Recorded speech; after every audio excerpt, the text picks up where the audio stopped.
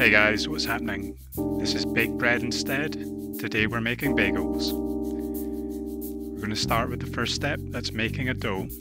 A bagel dough, that's typically around 55 to 60% hydration. Today we're going to err on that top side, about 60%, and give it an extra long fermentation time. Mix up your yeast with your water. We're using 500 grams flour, 10 grams of salt, 300 milliliters of water, and 7 grams or 1 sachet of instant yeast. Get in there with a wooden spoon or your hands, any kind of mixing implement you prefer, and give it a good mix around. We don't want a smooth dough at this stage, we just want to bring it together to one big lump.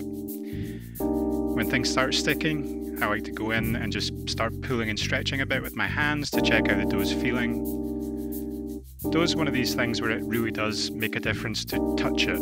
You know what feels right after a while of making bread. We're covering up, we're letting it relax, and we're pulling that dough out to knead it properly. That relaxation time is maybe 20 minutes, 30 minutes. It can be as long as an hour really. Whatever works for you, so long as you give the dough a little bit of time.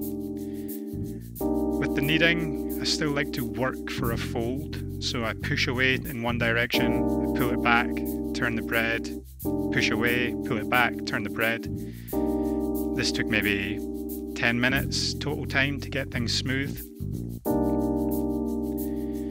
When a dough feels like it is getting smooth, if you find that it's still sticking or it doesn't feel soft or like it's letting go of your hands, give it just a little bit of time to do its own thing. Stop working the dough for 20 seconds, for 30 seconds. That little period of relaxation can sometimes give the dough a chance to come away and stop sticking. This is a fridge rise, so we're covering up our dough ball, we're putting it back into a large bowl, large enough really for it to rise to twice its size, maybe even 3 times its size. After 24 hours in the fridge, you might notice that things have slowed right down. It doesn't look like it's getting any bigger. In fact, sometimes those large air pockets that have formed will even start to deflate in the fridge. But that's fine, that's normal. While it's in there, the gas that the yeast produces isn't being made at the same rate, but the flavors still build. So even if it doesn't look like anything's happening, leaving it in there will give it a real depth of bread flavor later on. We're knocking it back, we're just forming it back into a dough ball for the last 12 hours. Covering it up, chucking it back in the fridge. And that's it. We have bagel dough. Take it out. We're going to start shaping it, but before we can do that, we need to let things come to room temperature. You can check here for any kind of spring left in the dough, but chances are it's more or less done. That's because it's so cold. It is going to come back to life later on as it warms. And even now, we can see that after 45 minutes, that dough is still pretty cold and not a lot has changed. We're going to scrape that dough out and we're going to start dividing it up for our bagels. Easiest way I find to do that is to make a large log. So we just fold in those corners and start rolling it out to the length of this chopping board. It should be quite relaxed at this point, so it should be easy to work with. To divide, I cut down the middle, and then I split into 3s on either side. You could be as precise as you want with this dividing process. You can get the scales back out and measure. We're aiming for a rustic bagel as the end result here. They don't need to be exactly identical, so the dough balls do not need to be exactly the same size. Get some more time warming them up. Just roll them into nice little neat balls. The dough should be really workable. 60% hydration is a high hydration bagel, but it's a very standard dough hydration, so you shouldn't have too much of a hard time. On top of that, we've just taken this dough out the fridge. It's still a little bit cold. It's not quite room temperature yet, so it should be quite manageable. I sort of use an almost rigid hand in this rolling process and just move the dough underneath it, pulling down one side to keep it closed as I work. And that's it, we've got our dough balls. These are going to go on to be our half a dozen bagels, but they still need a little longer to come to room temperature. Once that's done, you'll see that we've gone from dough that seemed quite inactive to dough that's once again puffing up after we've worked it. From here on in, all we have to do is shape, boil and bake. The The shaping's done, again starting with that fold from one side over the other, and then take the other side, pull it over. Once we've done that, we can push them into a snake. So we just work both sides at the same time, moving away from the center with our hands. It's okay for the snake to be slightly chunkier at each side, because that thick part is where we'll go on to apply pressure to seal our bagel into a ring.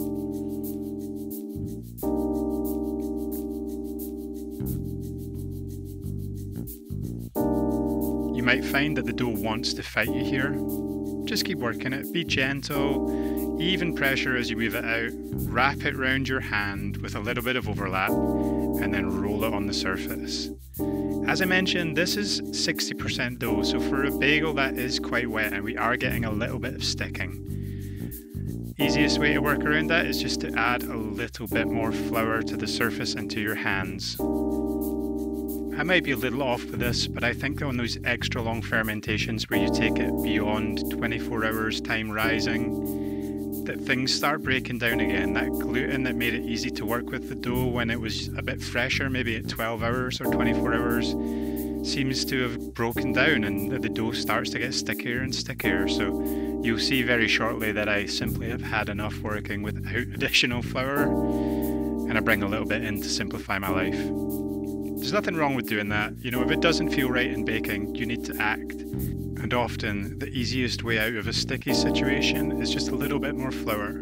Now, we've got things shaped up, but we need to get them ready for going in the oven. At this stage, I like to add a little bit of semolina or coarse cornmeal. It makes them easier to handle and transfer into our boiling pot. It also adds a really lovely chew to the crust when these bake. Give them a half hour to rise, and move them on over to our boiling station. I use a large wok. Anything that holds a good body of water and isn't going to cool down too much when the bagels hit is good enough. I can fit 3 in here, no problem. There's also a good bit of golden syrup in here. Traditionally it's molasses, but anything that adds sweetness and sugar to the water will help give flavour to the crust and also give brownness and caramelization. 30 seconds on each side is plenty. Once it looks glossy and shiny, it's ready. You'll find that the dough is now pretty tough, easy to handle, it's sort of set. Don't panic if things look a little deflated. When they do finally make it into the oven, there's going to be a final rise, and that'll puff the bagels up and make them look finished. I do not have a big baking tin, and if you watched my last video, you'll know that that has backfired on me in the past. So one way around this I found is to reverse the grill tray and cover it with baking paper. It's heavy, it holds a lot of heat, it's almost as large as your oven is, and it slides nicely into the slots on the side of the oven. Give some space as you lay these out. Bread or rolls or bagels that are too close together on the pan will sort of steam in between that gap and won't give a nice even brown crust on all sides. About 1 inch is plenty. Breads that haven't been boiled will rise a lot more, so they might need a little more space. In it goes. 20 minutes later, out things come. These are awesome. You can see that oven spring has happened and pushed against the boiled surface to give a cracked, blistered finish, and you can see the structure of the bread coming through. They're absolutely delicious at this point.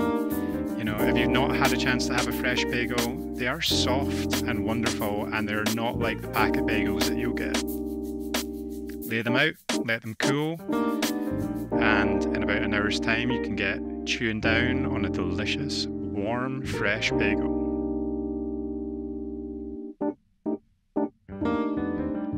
And that's it from me, everyone. Enjoy. Until next time.